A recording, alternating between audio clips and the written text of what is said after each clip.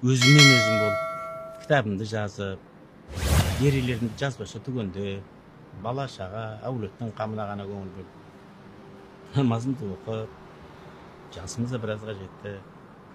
Басқаның бәрінен бас тартам деген оймен жүрген ғой.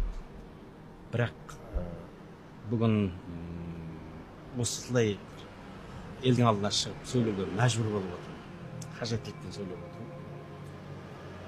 Талай маған осы уақытқа шейін талай жалалар жабылды. Қару сатты деді, анасын өлтірді деді, анасын тігінен көмді деді, оның немере бар. Ән ұрлады деді, Саудиядан қаржы алды деді, Сирияға кісі жіберді деді. Не бар енді?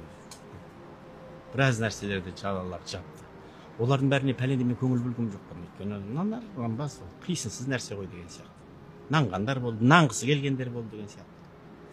Бірақ мына соңғы жала ол бауыр болып кетті. Өйткені қарапайым халықтың тірнектеп жиған, Меккеге деген бір махаббатынан шығып, аузынан жырып жинаған, тірнектеп жинаған адалақысын жымқырып кету деген өте бір ауыр жала.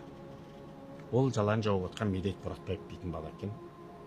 Енді ол бейшараға да айтқызып отыр ғой біреулер. Енді оппоненттерімді шалақ аяқ қылған Аллахқа шексіз мадақ болсын. Ол бірінші кездесуден ақ айтқаным.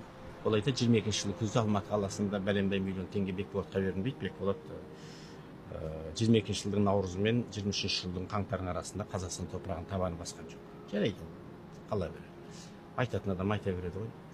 Бірақ жалпы елдің ішінде осыған байланысты бір күмәнді нәрсе туған соң мен мынандай қадамға баруға мәжбүр болып отырмын. Білесіз бе?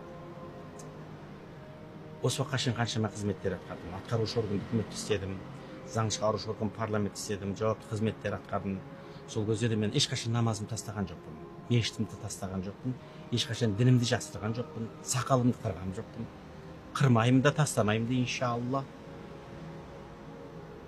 Мен үшін діннің қаншалықты маңызды екенін білесіздер. Ал біздің ислам діні ол Құранға негізделген. Сондықтан да Құранмен ант ету, Алланың атымен ант ету дейтін нәрсенің қаншалықты жүгі ауыр екенін білесіздер. Кім өтірік Құранмен ант етсе, ол діннен шығады, кәпір болатынын білесіздер. Сондықтан жалпы мына сөзім елге жету үшін, мынандай қаңқу сөзге ел нанбау үшін, мұсылмандардың атына кірі келмеу үшін осындай бір қадамға мәжбүрлі түрде барып отыр. Мынау менің үйде оқитын өзім Құраным, иә. Осы Құранға қолымды қойып отыр. Ағайын алдына ант еттім келеді. Уаллахи, биллахи, таллахи. Аллахтың атымен ант етемін. Мен ешқандай Каусар Тревел дейтін фирманың бар екенін білгем жоқпын. Одан соқыр тиын ақша алған жоқпын. Жер бетінде оған дейін осы Медет Мұратбаев дейтін адам бар екенін білсем, Құдай мені тапсын. Ешқашан ондай нәрсе болған емес. Мен Аллахтың атымен ант етемін. Беті бүлкөтпен жала жауып отыр, жала жапқызып отырған шығар байғұсты. Енді ол өзі Құдайдың тапы. Енді осымен қатар, енді білесіздер, қаншама жалалар жабылды маған. Мен анамды өлтірген жоқпын. Қолымда Құран отырады. Анамды өлтірген жоқпын. Анамды тігінен көмген жоқпын. Жеті амалсыз қабыл түгіл бір винтовка сатып көрген жоқпын. Ғарифолла Құрманғалиевтен ән ұрламақ түгілі, сол елім менің әніне Ғарифолла Құрманғалиевтің бір тамшыдай үлесі болса, Құдай мені тапсын. Ешқандай ән ұрлаған жоқ. Ғарифолла Құрманғалиевтің ешқандай әнге қатысы жоқ. Сирияға бір кісі жіберсем, мінекей Құдай көріп отыр. Оған да мінекей ант етем. Саудиядан бір тиын ақша алғам жоқпын. Осы айтып отқан жалалардың бәрі бар ғой, ешқандай бір қисынға келмейтін жалалар.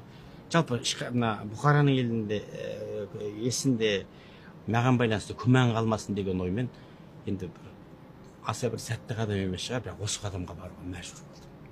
Өйткені бұл жерде діннің абыройы, мұсылманның абыройы тұр. Мұсылманның абыройы ол